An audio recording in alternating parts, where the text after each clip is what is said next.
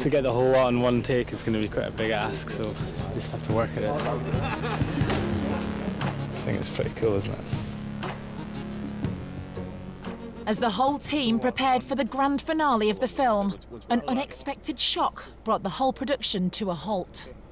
Danny started off, he was quite positive in the morning, but then as a few hours went on, he just started to complain about being really dizzy and not being able to focus. It was a bit of a strange one because he actually didn't look well. When I came to work yesterday, somebody had come and said to me Danny wasn't particularly feeling very well, but he wasn't very keen on coming to see me. But eventually he did come and see me, which I took it to mean that he obviously felt a lot worse. Well, we're just heading to the hospital just to go and get a wee check-up, see what's really wrong with me. When I basically just started feeling kind of vertigo or feeling very dizzy, it started getting worse and worse throughout the day, and I just had to sort of go lie down. He ended up sleeping on one, we had some crash mats in here, and he ended up just disappearing outside and sort of lying down on them. He looked really ill, and it was pretty much just the worst time it could have happened. Yeah, just out of the hospital, kind of had a check-up, had a CT scan. He ended up having labyrinthitis, which is an ear infection which completely messes up your balance, which is not ideal for Danny. But more than that, he also, it also can be quite serious, so, it certainly takes a lot of time to get rid of. It just threw the whole project up in the air. It was like, actually, can we finish this film? Labyrinthitis, if you get an infection in your inner ear and that infection does damage, which it can do, you may be out for 6 months or 12 months while you literally retrain yourself to balance. Now, for a regular person in the street, that's not really a huge problem. They can walk up and down fine.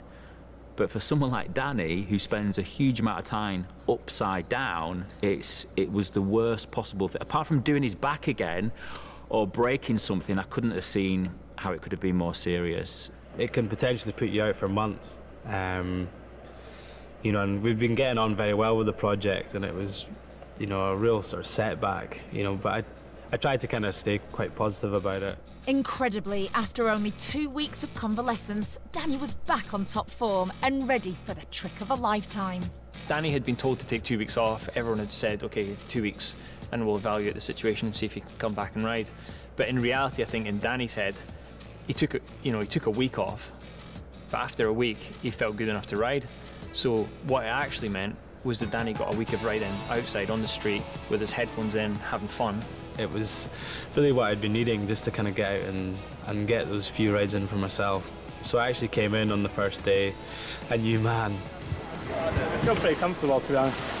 That week allowed him to improve his level, improve his confidence, have fun, and come back in a completely different state of mind to finish the film. How are you feeling about this line?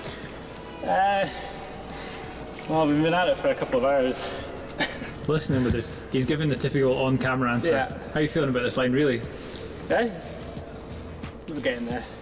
The remaining weeks of the film were by far and away the best weeks. It just changed the whole thing.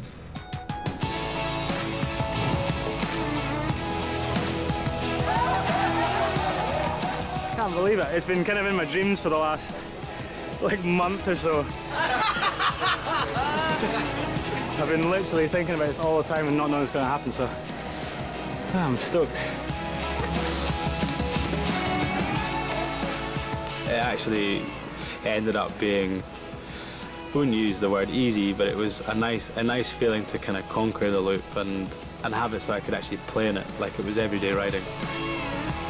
Definitely been one of the coolest experiences on my bike, and I'm lucky I've still got it here to kind of go and play on every day. When you actually get it down on camera, it's all worth it.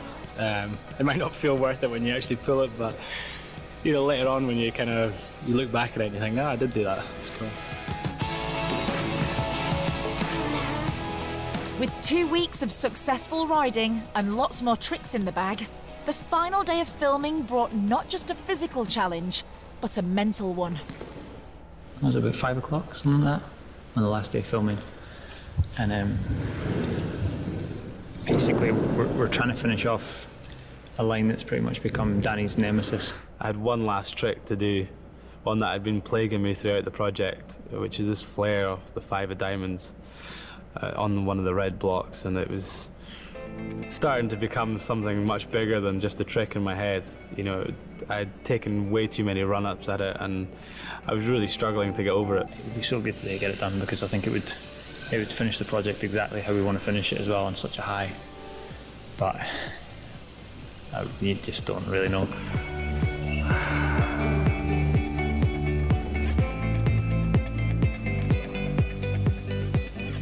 Everyone knows you can do it. Is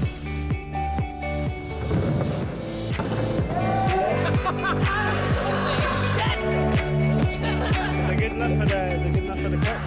I was coming in today thinking to myself, I think we should just leave this, because I knew I was going to have a meltdown trying to do it, but it's cool. After months of planning and filming, all of Danny's dreams finally came true in one of the most ambitious riding films ever. Enter Danny's mind and enjoy Imaginate.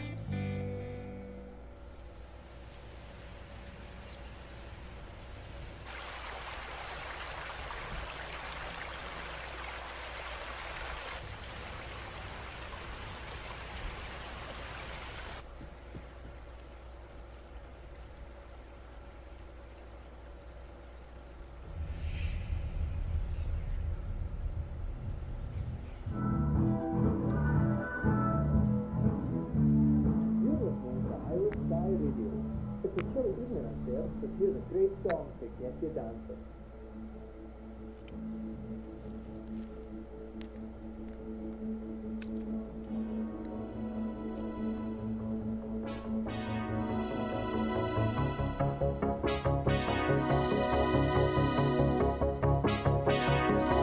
I can see that you're running faster, running from some kind of disaster in your heart. They say you're too young to know the feeling, still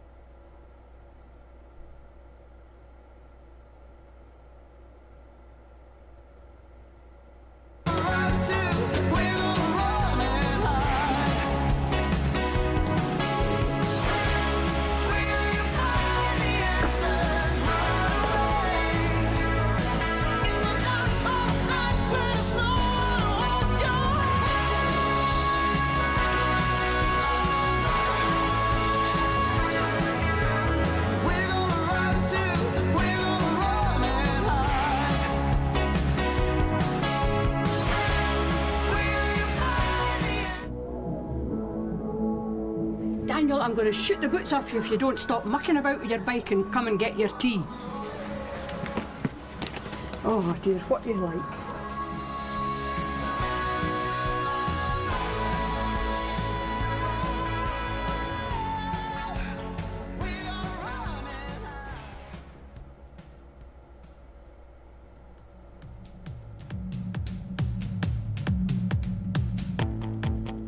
Danny, again, has just, upped his level.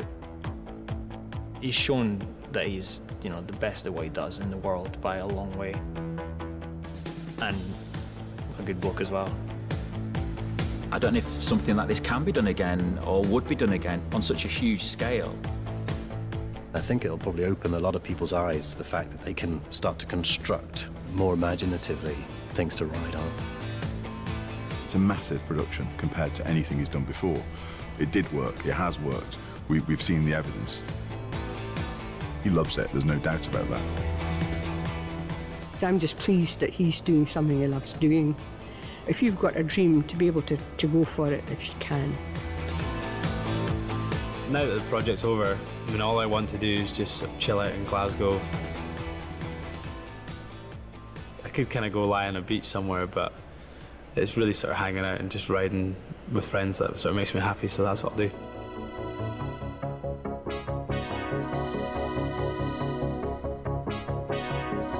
I can see that you're running faster, running from some kind of disaster in your heart. They say you're too young to know defeated, still your head is reeling from the pain.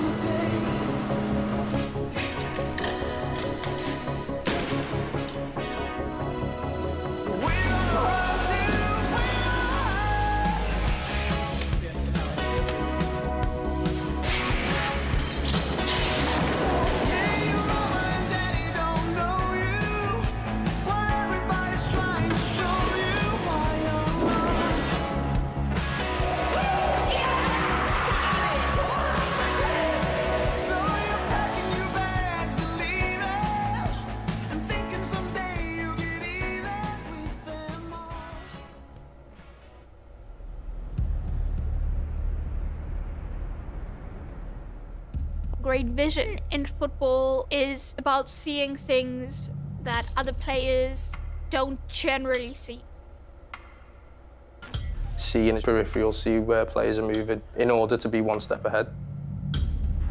The ability to see what's going to happen next before it happens. A great passer will play the pass that you couldn't even see. Dealing in such small margins of being able to see it and then execute it, because in football, it's a game of chaos. It's set up for Alexander-Arnold. Oh, wonderful. Quick thinking, smart shooting. Alexander-Arnold. Oh, Salah's there and scores beautifully. Wonderful Trent Alexander-Arnold ball. Trent's been vital in terms of the success of this Liverpool team. His ability, his desire, his relentlessness. His range of passing, his vision with the diagonals, with the through balls, with his free kicks, with all his dead ball delivery. His desire to win. He wants to be the best, not only in his position, but beyond that. He wants to be really elite in everything he does. He's always willing to learn, and he'll only get better, and that's the frightening thing.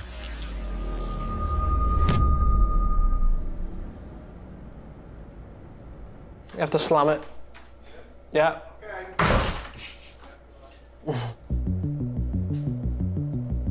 When I think about it, playing football to me is everything. To be able to do it as a job and do it every single day is an unbelievable opportunity, and I'm so fortunate to be in this position. Trent's ambition was evident really, really early on, and it comes from his upbringing.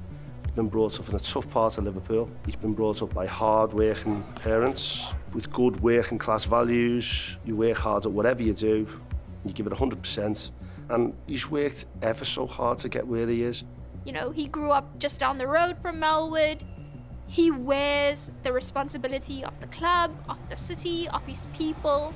And so to carry all that as a kid and transform himself as a footballer is just remarkable. After the Champions League win in Madrid, we had a few different ideas of what we could do to mark what they'd done and celebrate it. And one thing that kept coming back to us was Trent's interview after the game. For me, I'm just a normal lad from Liverpool whose dreams just come true. Absolutely right. We started sending over pictures of what we thought it should be, and it was all him celebrating goals or celebrating with the medal after the Champions League, and Trent was really keen for it to be much more low-key. I didn't want my face on it, to be fair, because I don't pull nice facials on the pitch, so it would have been a lovely picture. The 66 having a high squad number meaning like you come through the academy and you build your way up from the bottom, really, and that's kind of a representation of that. He always remembered where he came from and, you know, where he was from and the people who were around him, really, and he's kept those people close to him, and I think that's important.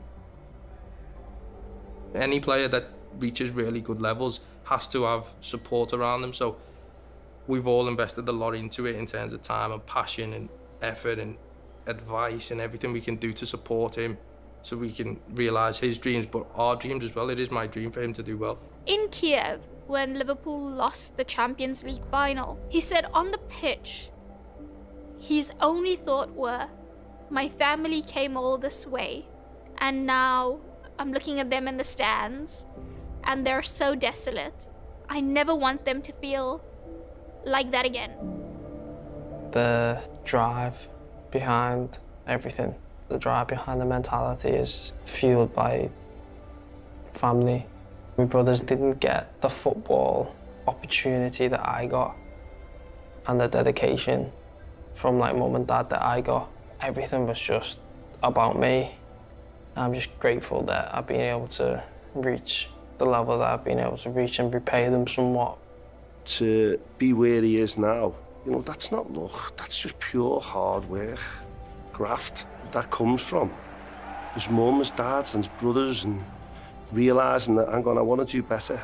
Every day I'm living the dream. Everything that I imagined, I'm very, very fortunate to be in the position that I am, because literally everything I do every day is what I dreamed it would be, just harder.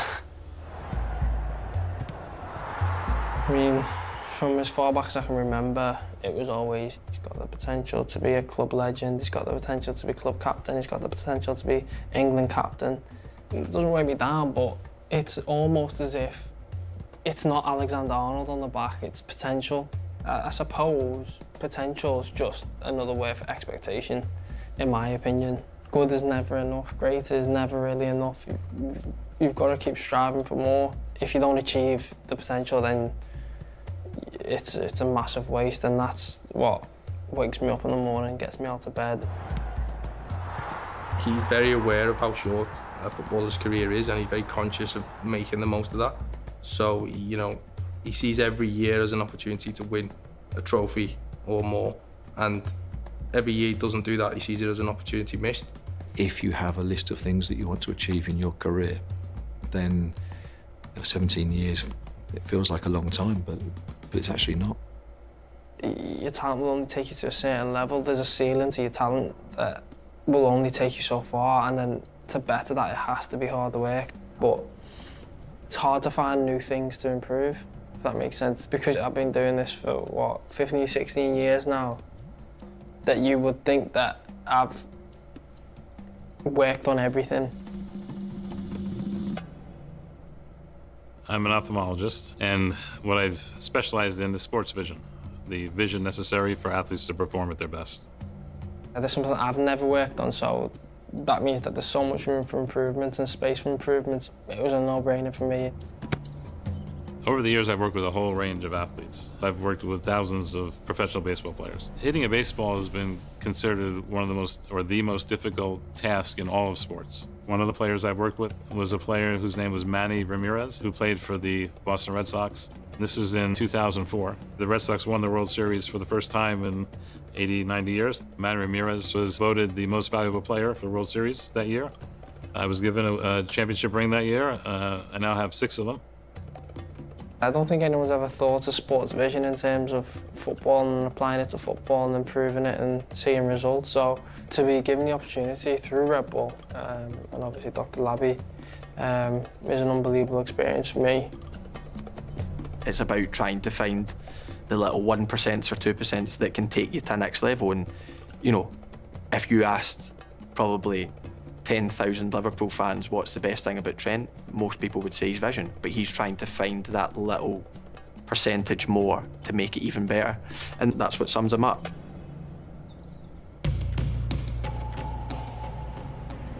From day one you're taught technique and technical stuff and things like that, but really the foundation is your vision and what you can and can't see. To convince somebody that vision is a critical component to performance, I'd ask the athlete the question, how many sports do you know that people play with their eyes closed?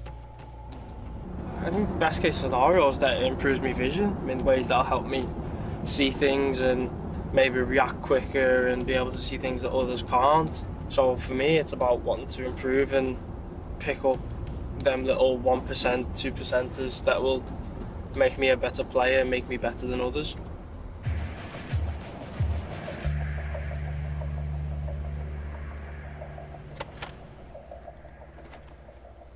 So the first step in understanding what to do with Trent is to understand how to evaluate him.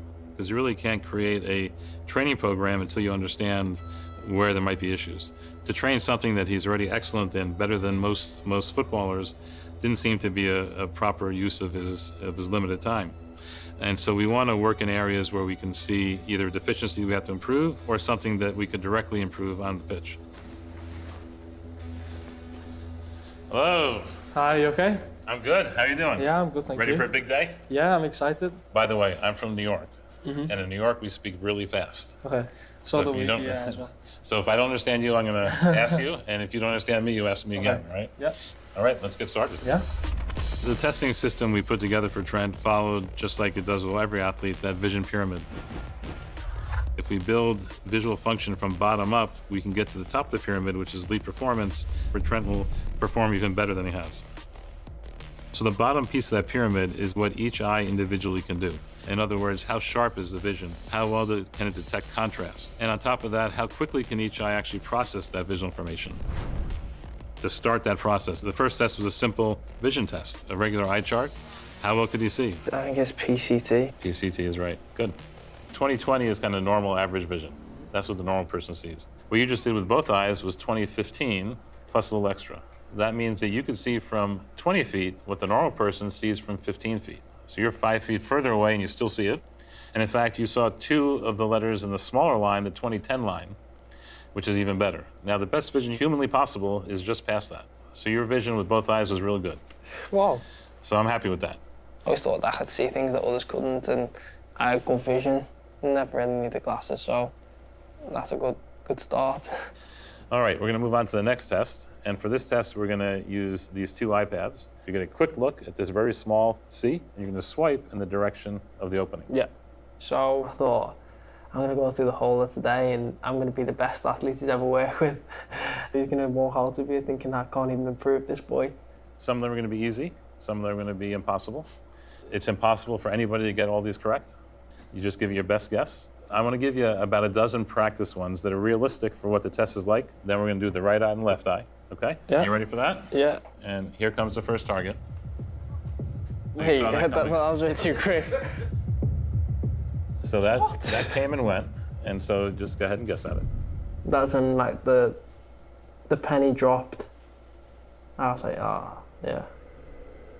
I do need to work on this. Excellent. So that's kind of what it's like. So you see how they come and go quickly? Yeah. It's tough. But again, we're looking for best thing humanly possible here. Okay. Ready to rock? Mm-hmm. So if you can take that and cover your right eye. In football, the footballer doesn't have time to study and look to see what they're going to do. They have to decide quickly. And this test forces quick decisions. The targets are very small, the targets are very faint, and they're only shown for a very short time. And by combining those 3 elements together, we get a much better reflection of the visual abilities of an athlete. Don't come too forward.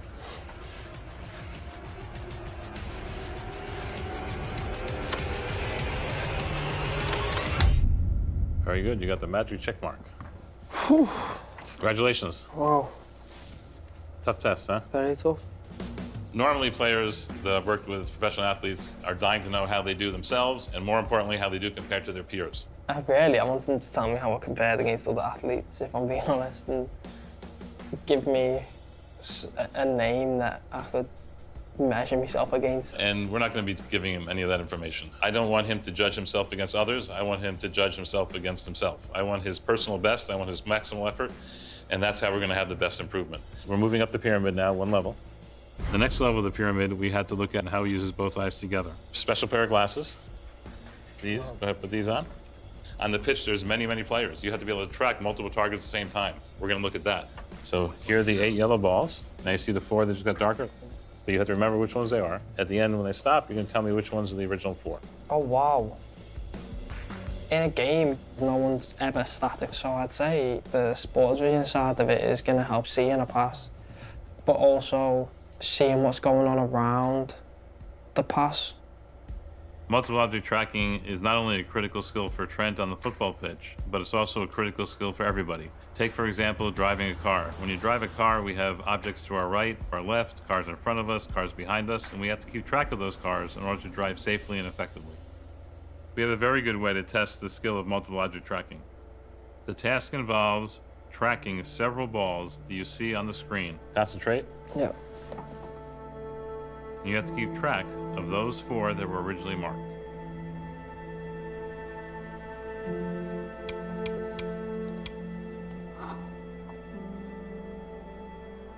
Over the 30 years or so that I've been doing this, I've worked with many different elite players of many different personality. And some are not interested in really improving and doing more, and others do whatever they can to improve. And Trent is the latter. He was somebody who very much wanted to do well, but I think he also got frustrated sometimes. And so that keyed me in on Trent's perspective, that he's not going to just give up. Instead of saying, Doc, I don't know, and coming up with something wrong, he wants to find out what the actual test is, and he wants to do his best to get the answer right.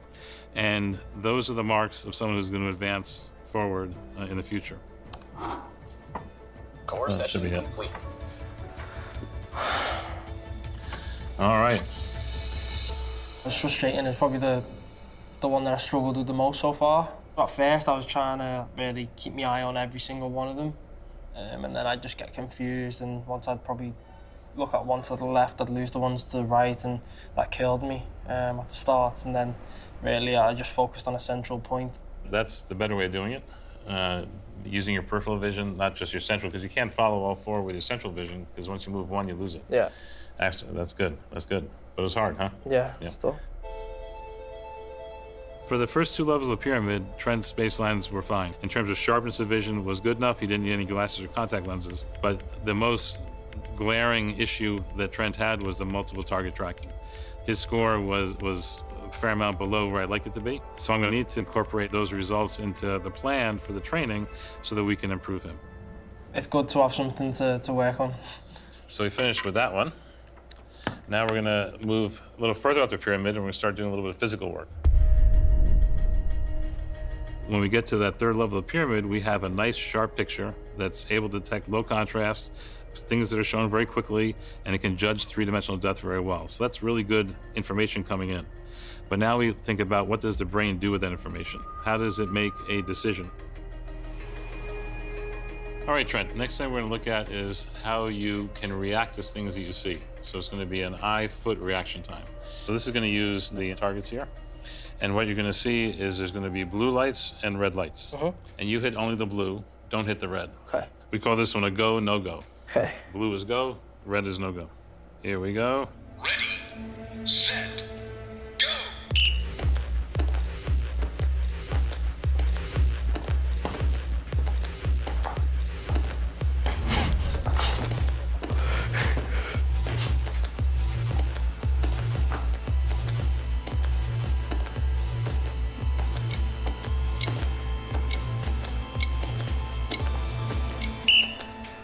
All right. It's tough, though. All right, so that finishes up this test over here with the reaction time. Now what we're going to do is move on to a test looking at your interaction with the ball. As we move through these tests, we're getting closer and closer to what he has to do on the actual pitch. In the next test, he may think that this is great, this is my sweet spot, I'm going to do really good in these next ones.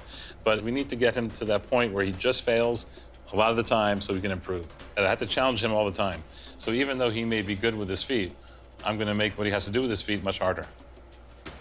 We have 4 lights flashing on top of the board here. Your job is to identify the board with the blue light and kick the ball to hit that board. And so you want to go as fast as you can, get as many of those strikes as you can.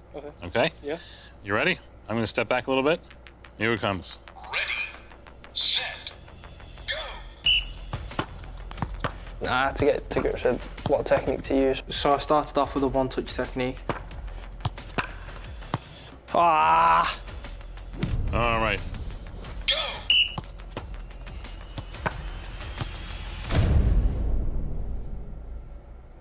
Off, man. And then I changed up techniques where it was just precise passing.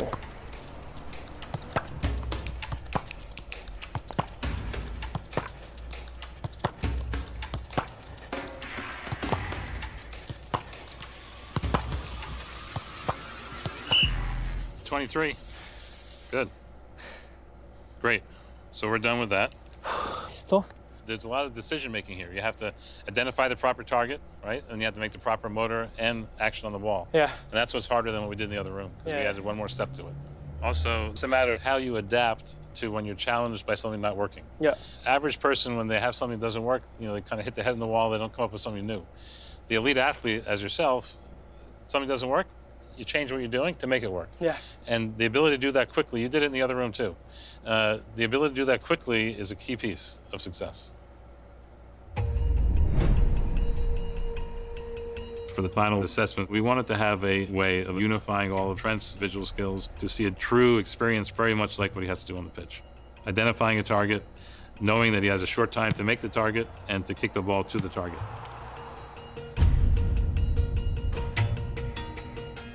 All the rings flashed all different colors. And what we wanted to do was make it so that Trent would have to identify which was his target by having a single ring lit up in blue color for a very short time. And the task was Trent had to identify which one was blue and then put the ball through the opening of the ring while they were all yellow. Tell me when you're ready. Yep. Okay. Hit it. You don't get much time to see the targets on this test, so we had to pay attention. If you looked at one ring and wasn't looking out to the other side, he could miss the blue one. And we actually tracked his eye movements with a pair of glasses to know exactly what he was looking at. Okay, very good. Another ball. Keep looking and flashing. We reduced the amount of time Trent had to put the ball through the ring gradually as we went through the experience. We wanted him to understand, just like on the pitch, that he had to act and make the pass quickly. That increased stress certainly would have an impact on success of the test.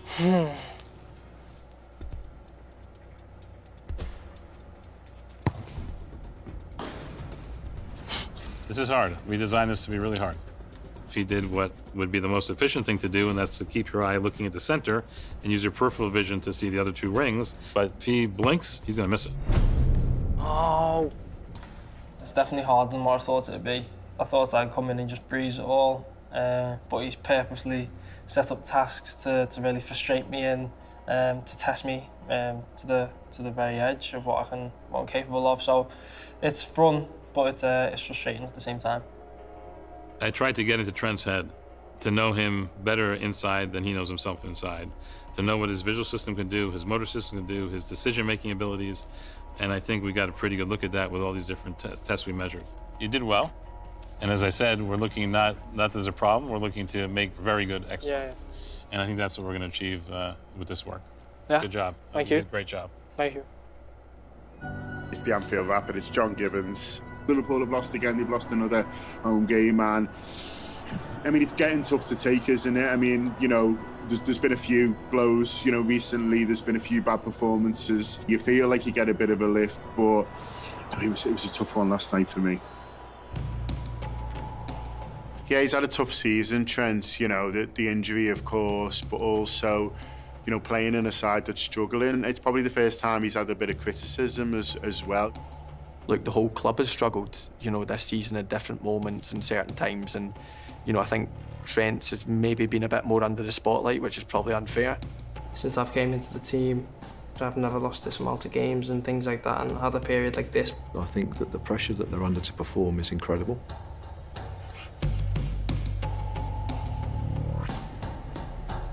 That annoyance with not being able to perform how you expect yourself to perform, even though it's not solely on you, it is a heavy thing to carry. It's scrutiny beyond what most people could imagine. I think for these guys, the appraisal is constant. Oh my. It has been tough for him, but I think in terms of a learning curve, he knows that he has to lose to learn sometimes. How am I supposed to see that? This season has been difficult, but I also feel that I've found out more about myself than I have when I've been winning nearly every game in the last 2-3 seasons. Yeah, there's so much going on. That's what we want. We want to overload the system. We want to make it so that you have difficulty, in doing it, because that's how you're going to improve and you're going to overcome this. I think the training's been tough for him to manage with his schedule. The schedule's been very intense at the minute. But as I say, I think it's very normal for Trent to put his time and dedicate his time into something like this. I mean, at first the training was tough. It was new. I was struggling to really focus a lot. Yeah, concentrate, right? When you're not in the rhythm, it was more difficult to enjoy it. It's so hard. Being pushed to your limits and knowing that just being vulnerable every day. That sound, when you get it wrong, it's just like pure failure. I need you to fail so that you can improve. No! To be the best, it takes resilience, but also an understanding that it's a never-ending process of advancement and evolution and putting in the work to advance and evolve. No, Trent! What are you doing? He's got a quiet steel in him, Trent. When he played rugby, bigger lads would get him and smash him and he'd just get up and right back at it. Yes! The doc helped me. Words of encouragement, pushed me, make sure I was doing it. He was pivotal. So was that the second one you just finished? Yeah. Great. Let's do one more. Remember, no pain, no gain. You're not going to get better unless it hurts. Ready to compete.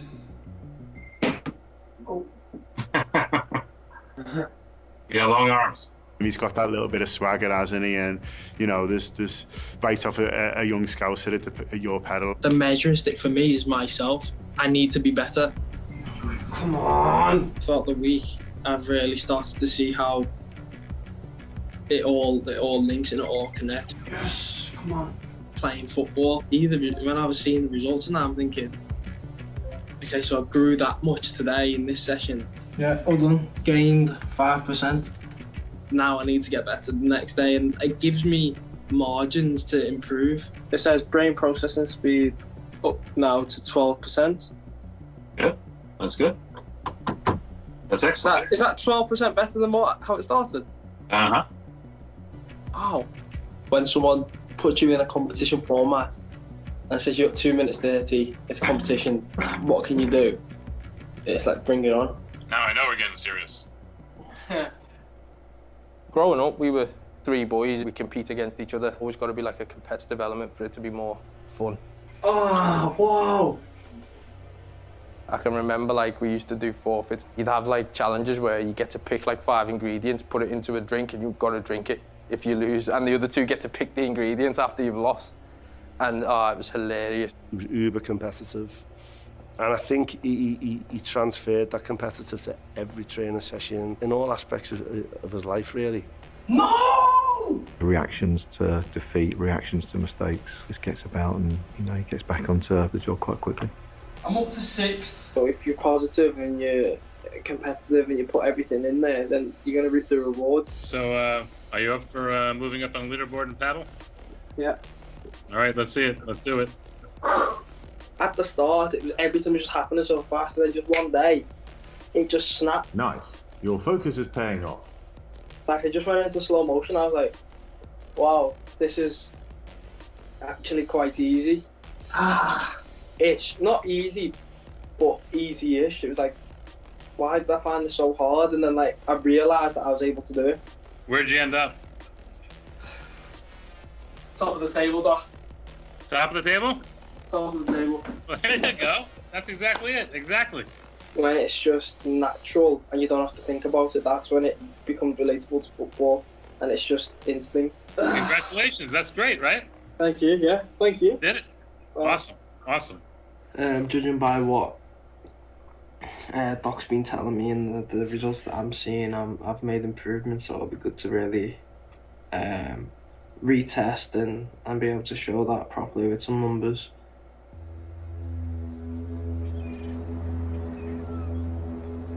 Gareth Southgate has named his squad, but the big shock, one of the biggest omissions, I think, from an England squad for many, many years, Trent Alexander-Arnold.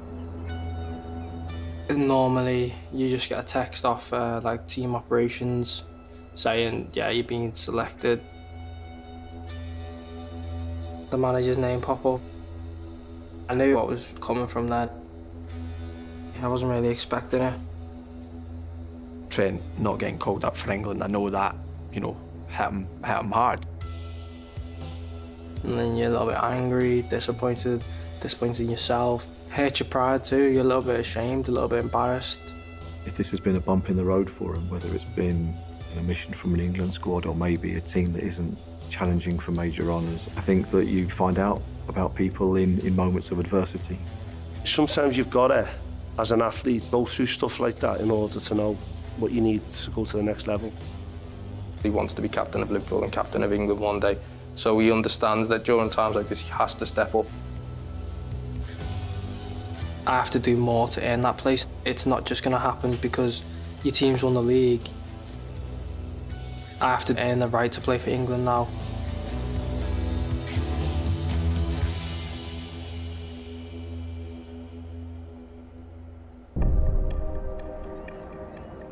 Well, today's a big day. This is the culmination of a whole project. We're going to have a chance to see how Trent has performed in comparing his previous evaluations to today's evaluations. Morning.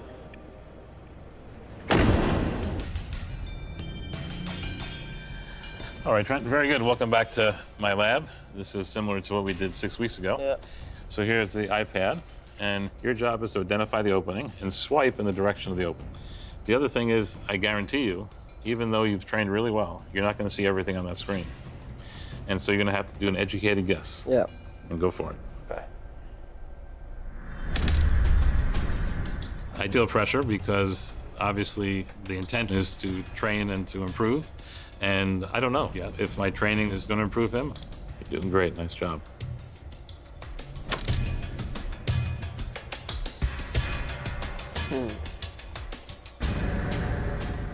There you go. Good job.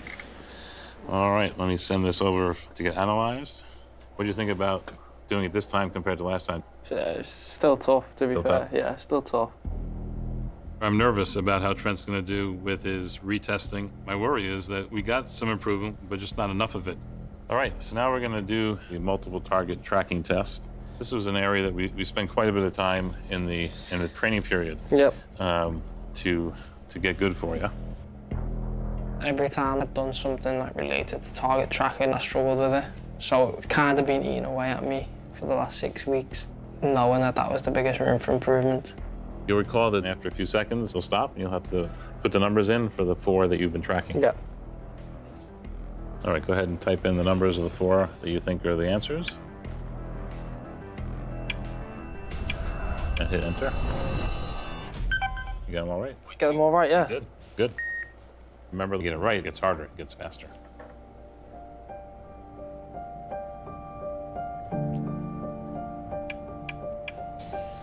The last one. It'll come back. Got them right? Wow. 3.0.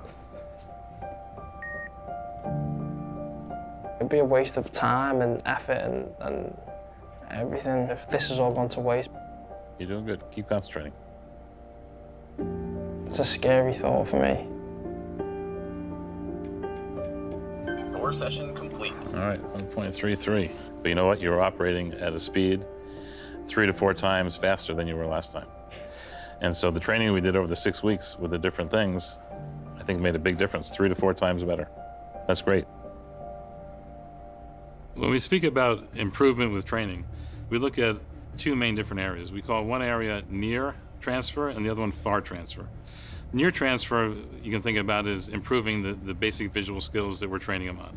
The real icing on the cake is the distance transfer, the far transfer. Are we going to see those improved visual skills helping him on the pitch? So we designed a revolutionary test to see the effects of his training in almost real world. So this is a virtual reality situation, and you're going to be put into a game. I think one of the most exciting parts of this project was the support that Red Bull had and the interest they had in creating a new technology. On the pitch, your task is to make the pass. And so we're going to have you make the pass today. Now, we're not going to tell you which teammate to send it to. You're going to do that based on how everybody's moving and how the game proceeds, right? We'll be tracking the ball. So we'll know exactly where the ball went. We'll know exactly how it was timed to his teammate, if he met his teammate or not. Oh, wow. Pretty weird, isn't it? Yep. You can move it around a little bit. Get some practice, get used to that. You can move it left, you can move it right. You should see fine. We'll have what's called a heat map. So we'll actually know what he's looking at. So we'll get a sense, is he kind of focused just centrally? Is he really using these multiple target tracking skill that we've tried to improve to find more targets? If you look around, you see your teammates on the pitch. Red jersey is your team. Yeah. What we're going to do now is we're going to put in some changes in your vision. You're going to see some flashing in each of your eyes, and you'll have to figure out what's the best target. Okay, cool. All right? Yep. Oof. Oh. Here comes the play. Pick out the man you want to pass it to. Are you ready? Now. Now. Good. You haven't broken any cameras yet. I wanted to measure the effect of interfering with his vision. How resilient is he visually? Like the flashing lights and stuff put you off, and that's something you got to overcome. So the flashing has two effects. One, obviously, is the flash in your eye. Number two, it takes away depth perception. You don't get any depth perception when you only see with one eye at a time. And later on, when we sit down and go through the results, we're going to actually look to see where that pass went. Okay.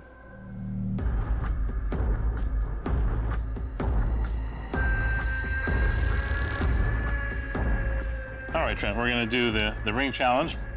And so what we're going to do is have the targets come on for a shorter time. And the amount of time that the yellow stays yellow for you to put it through the hole, that's going to be shorter too. I'm going to make it more challenging, give him less time to identify which is the ring he has to hit, to the point that we're going to go down to 5/100ths of a second identification. That's much faster than a snap of a finger, much faster than a blink of an eye. Blink of an eye is 300 milliseconds. This is 5. So you're going to have to really identify quickly and see what's going on and make the pass. Okay? Yep. There'll be a short time that one of them will be blue. That's your target. Yeah. That's quick now. Wow. Each one gets progressively faster.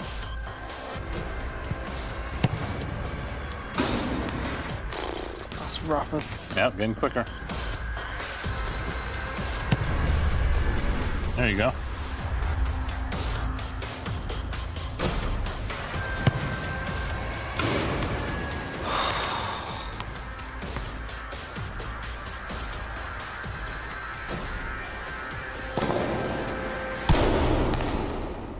That was hard. What did you think? Harder? A lot hard, yeah.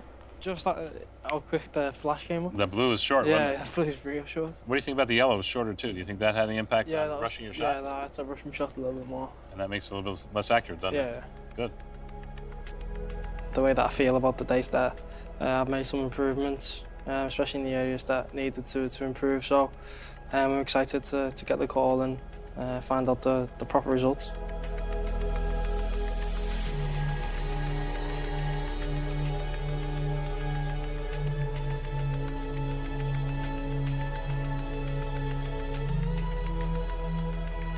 I think at the heart of what he is, he's an incredibly competitive animal. He wants to win, and I think he realises if you don't win or you don't achieve what it is that you want to achieve, that's an opportunity gone. He's very conscious of looking back or having regrets that he didn't do enough or he could have done more. And I think you see that in a lot of really great players. Hello. Stop. Thanks for waiting. Glad to see you. And you? Good, good. Come have a seat. Thank you. So let's talk about the results of the actual testing. The first test we did was that iPad test. And you recall, I think the first time 6 weeks ago when you saw the iPad test, you were a little bit blown away. really small targets, faint, come up really fast. Like, Doc, what are you showing me? Yeah. I can't see anything. Yeah. On this test, we call the AVTS test, the pro athletes are about 1.5 or higher. Okay. That's what pro athletes do. Yeah. Now, I wasn't really too worried because you were 1.9 with both eyes when we tested it 6 weeks ago. And so we did the Glasses Off app to help with that. We did the visual sweeps to help with that. And it helped. You went up to 2.73. 44% on top of what was already excellent vision. What do you think about that? Yeah, I'm happy. That's really a nice achievement. What do you think having sharper vision and faster ability and not having to be able to see things that are on there for a short time, how do you think that helps you on the football pitch? You need to be able to see it to be able to do it. So to be able to see it faster and better and clearer than other people is going to give it an advantage. Great. That's what it's all about, right? All right. Then we got to the next test, which is the multiple object tracking and visual concentration. That's the one with the balls that move around. And there's no question on the football pitch, you have to track multiple targets. And to be honest with you, when I left you 6 weeks ago, that was my biggest concern. I wanted to make sure we hit this hard because, frankly, your score of 0.39, when I'm looking for a score above 1, was a little bit concerning. It was not at the level at all that I would hope for. Your score went from 0.39 to 1.33, 240% increase. That's, I think, really good. You skyrocketed. This is a star result. We went from trouble into excellence. This is a nice connection to what you have to do on the football pitch using the visual skills that we've trained and tested. Now we're going to move on to the ring challenge. What I was trying to do is kind of place you onto the pitch to perform a pass, but give you less time to do it. Less time to identify your target, who to pass it to, and less time to actually complete the pass, maybe because the defender's coming towards you or for whatever reason. How does that transfer onto the pitch? You get a short time to process what you see when you look up, and then you got to turn that into a decision and then into an action in a short amount of time, a few seconds maximum. So it's a similar process. Your improved sharpness of vision and your ability to identify the targets in a short time came through for you here. The only area that we got you a little bit on is the amount of time you had to make the shot. That was cut down to 1.5 seconds. Yeah, that was tough. And the rushing is going to obviously affect the accuracy as well. Did you look at each ring quickly to try to find which was the target, or did you do something different to try to figure out which of the three was going to be flashing blue? No, I just tried to look down the middle and just trust that I'd be able to see it. That's exactly what I'm looking for. I'm looking for you to trust your vision and trust your eyes to give you what you need to make the right decision. Now we're going to move on to the virtual reality experience. Okay. You recall I threw a lot of visual information towards you, things that would hopefully affect your vision, make it harder for you to see what to do, put you under more pressure.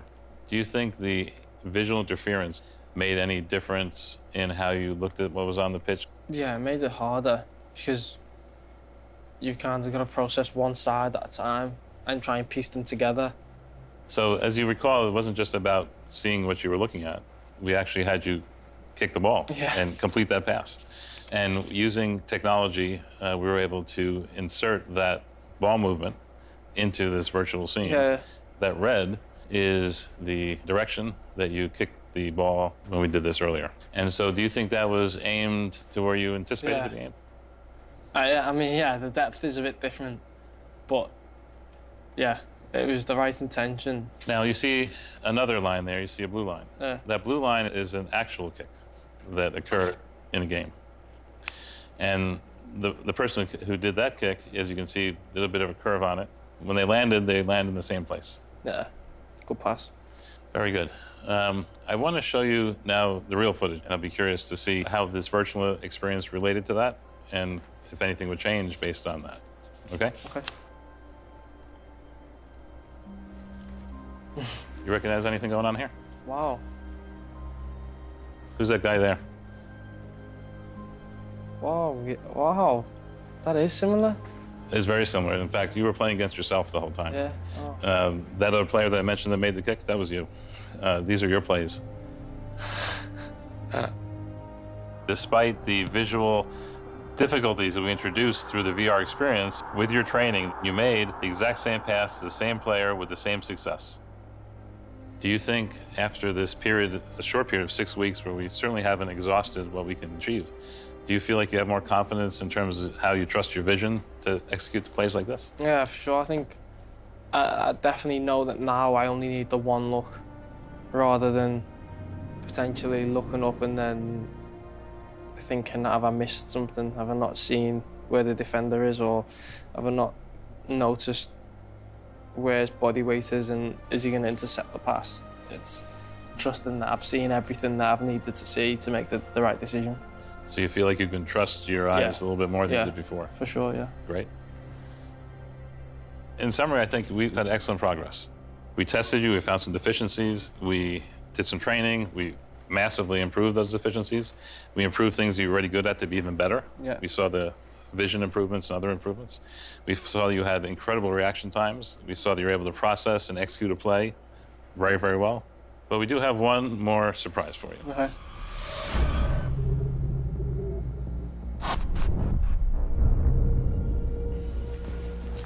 Oh, wow.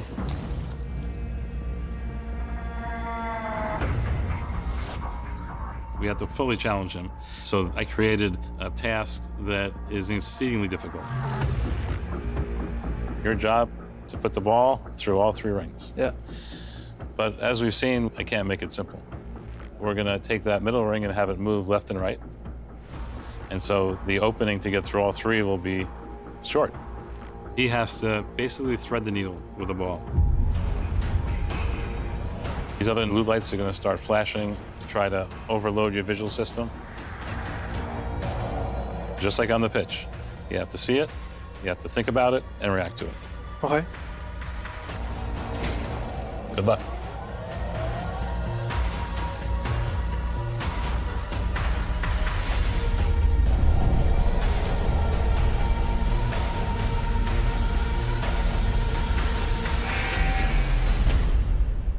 Wow.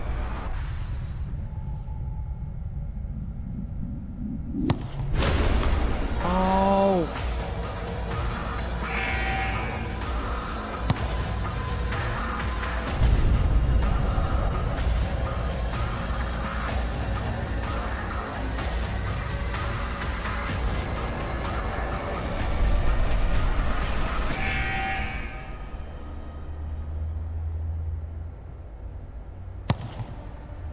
Yeah! Good job.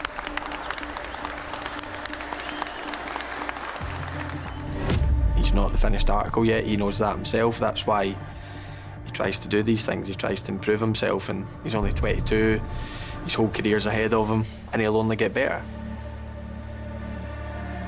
If you think Cristiano Ronaldo, Leo Messi, Robert Lewandowski, the thing they have in common is that they never reach a peak and think, that's it now, everybody talks about me being the best, and it stops. And I think Trent is very much in that category of what else is there that I can take that further, not just to be the best right back, but just the best.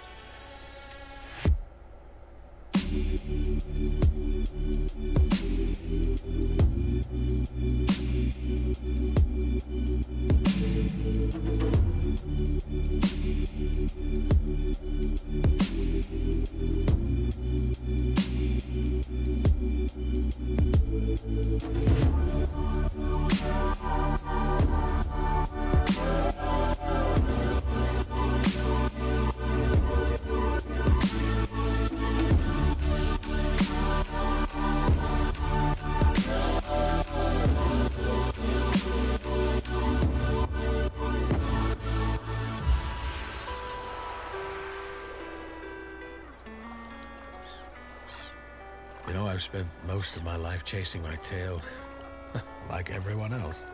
I probably spent the better part of a few decades, at least, grinding it out, putting in the long hours, thinking that I needed more, that what I had wasn't enough. We get so caught up in what we think is important. But I learned, as we all do eventually, that there is no amount of material wealth that can replace the time spent for ourselves.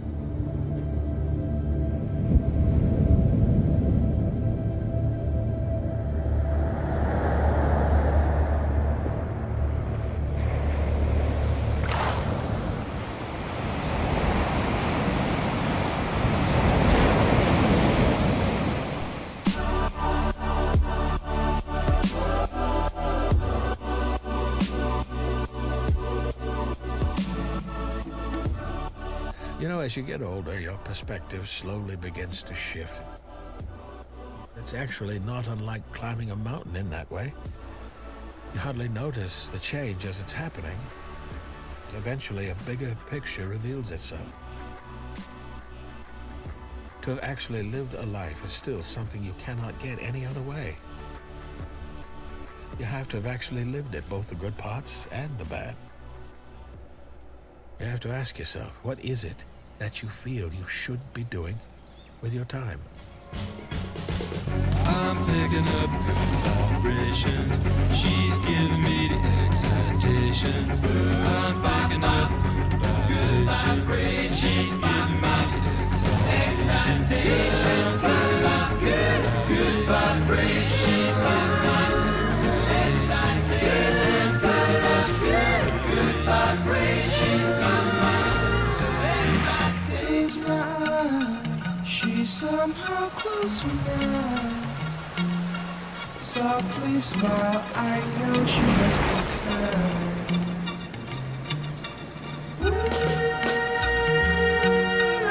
In her eyes, she goes with me to a blossom room.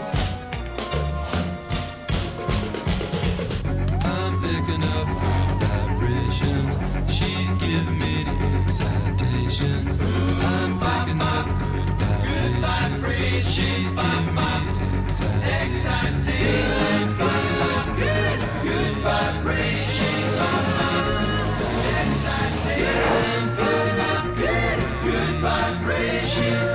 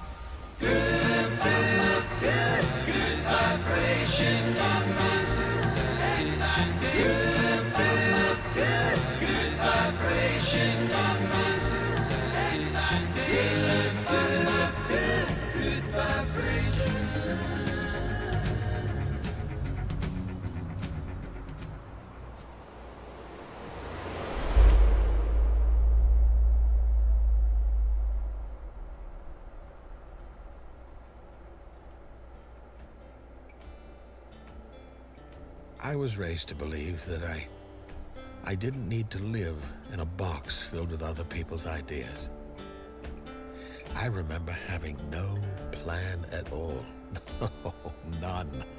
When we're young, we just act with no worries about the consequences or thinking about the why of it all. You know what? Still, there's a part of me that thinks those early years may have been the most wisely used of all.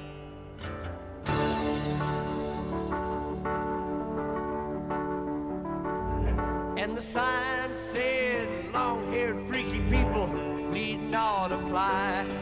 So I tucked my hair up under my hat and I went in to ask him why.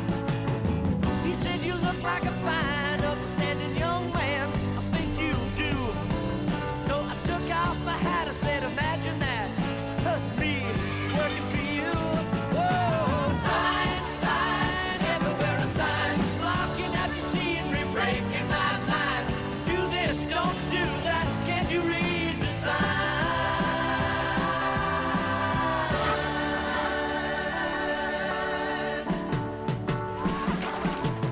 And the sign said anybody caught trespassing would be shot on sight. So I jumped on the fence and I yelled at the house, hey, what gives you the right to put up a fence to keep me out or to keep Mother Nature in? If God was here, he'd tell you to your face, man, you're some kind of sinner. Sign, sign, everywhere a sign, blocking out the scenery, breaking my mind. Do this, don't do that, can't you read the sign?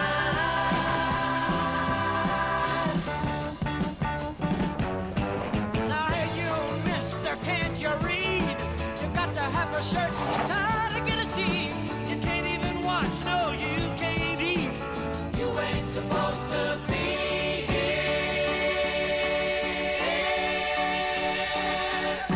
Sign said you got to have a membership card to get inside.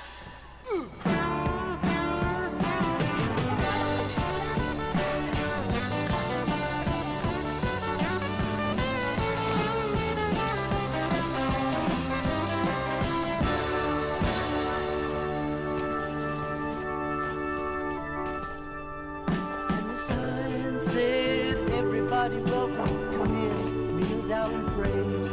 But when they passed around the plate at the end of it all, I didn't have a penny to pay. So I got me a pen and a paper, and I made up my own little sign. I said, thank you, Lord, for thinking about me. I'm alive and doing fine. Woo! Sign, sign, everywhere a sign, blocking out the scenery, breaking my mind. Do this, don't do that, can't you read the sign? Sign, sign, everywhere a sign.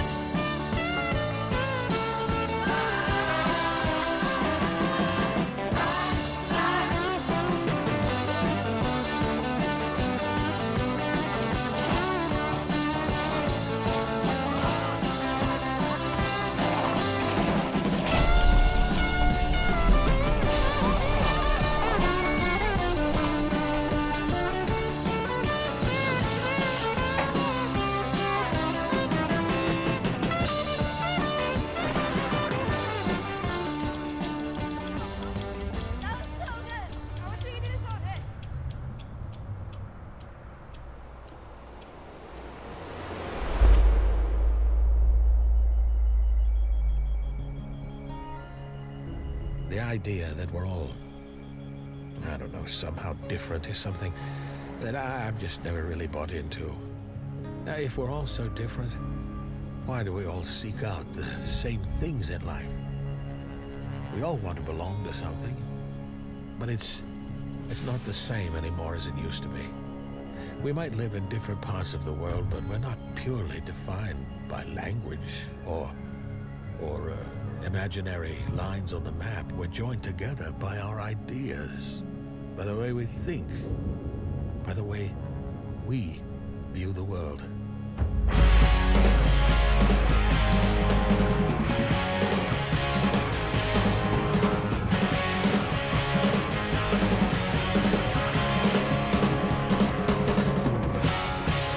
Indian summer, there's a wire strung around the sun. Hold her close, so her galleries don't try to run. All along the watchtower, magnetic sisters, brethren, lights. Venus on slow orbit as the moon kicks the stars tonight.